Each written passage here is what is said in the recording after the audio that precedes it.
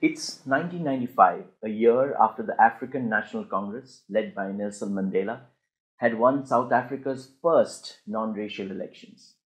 Apartheid ended in 1993 and the country stood divided. On one side, the oppressed black majority, and on the other side, the white minority, which till 1993 held all the power, all the influence, and all the affluence.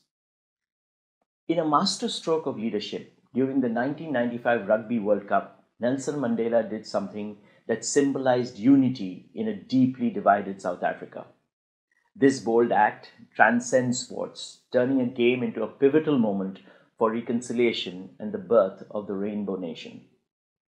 This story demonstrates the power of leading by example.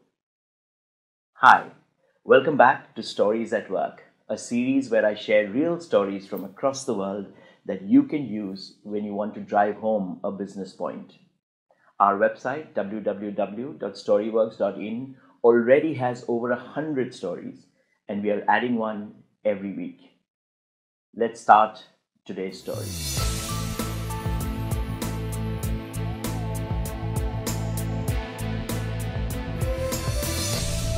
It's 1995. South Africa is a nation on tenterhooks, split down the middle. On one side, you've got the black majority wanting to erase every trace of apartheid. On the other side, the white minority, which fears losing everything they have built. That year, the Rugby World Cup was held in South Africa. The South African rugby team, which was named after a native antelope, was called Springboks. An antelope is an animal that resembles a large deer. The Springboks had reached the final and were playing against the New Zealand team. Now, rugby was a white man's game in South Africa, and the team didn't even have a single black person. The Springbok jersey was one of the things that symbolized apartheid, a symbol all black South Africans wanted to obliterate. Perhaps all black South Africans but one. The one person was Nelson Mandela. Now, Mandela knew that rugby was one of the most passionate national sports for the white minority, and he saw this as an opportunity to bring a country together. On the day of the final in 1995, he did something completely unexpected. He turned up in the stadium wearing the Springbok jersey, cap, and all. He turned up wearing what was almost a symbol of the apartheid regime. The shock was apparent in the face of everyone in the audience and the millions watching the telecast. The TV cameras kept focusing on this mid-sized black man in this green Springbok jersey surrounded by tall white men in suit and tie. The shock wasn't only for the audience. When Mandela walked into the South African dressing room wearing the jersey, the players were equally shocked. Mandela said, "Good luck, boys," and left. Francois Pienaar, the captain, in a later interview, said that seeing Nelson Mandela walking in wearing the Springbok jersey, which incidentally had the number 6, the number he wore, had a profound impact on him. He said he couldn't sing the national anthem on the field that day, as he knew that if he opened his mouth, he would end up crying. He just bit his lips and gnashed his teeth. The game was awesome. It would have been impossible to write such a script.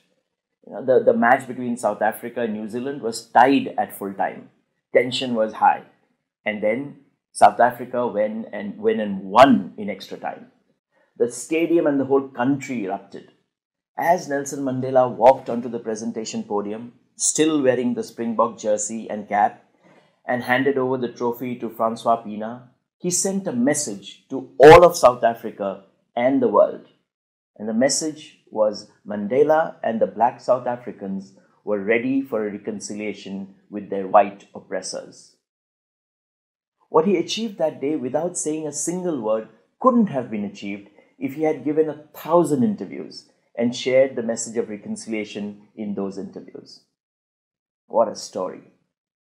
What Nelson Mandela did that day was more than just lead by example. In my book, Stories at Work, I call it story triggering, doing something visible and memorable in a way that people tell stories about that action, and through those stories, the message spreads. And it did spread. In fact, it kept spreading. Now, If you want to know more about this, to immerse yourself in this story, you could read John Carlin's book, Playing the Enemy, Nelson Mandela and the Game That Made a Nation. Or easier still, you could see the movie Invictus, directed by Clint Eastwood, starring Morgan Freeman as Nelson Mandela and Matt Damon as Francois Pienaar. I hope you liked that story. And if you did, you can find 100 more on our website www.storyworks.in. These stories are searchable using the business point you want to make. The website and our YouTube channel have two playlists. The Story Bank playlist, which already has, I think, about 82 stories, contains stories like this. Real incidences that you can share to drive home a business point or inspire people to take action. The other playlist is called Leaders Speak. This has videos where leaders have shared stories that have created opinions they have. If you're sharing the same opinion with your team or driving home a similar message, you could use that story. Thanks for listening. See you next week. Bye for now.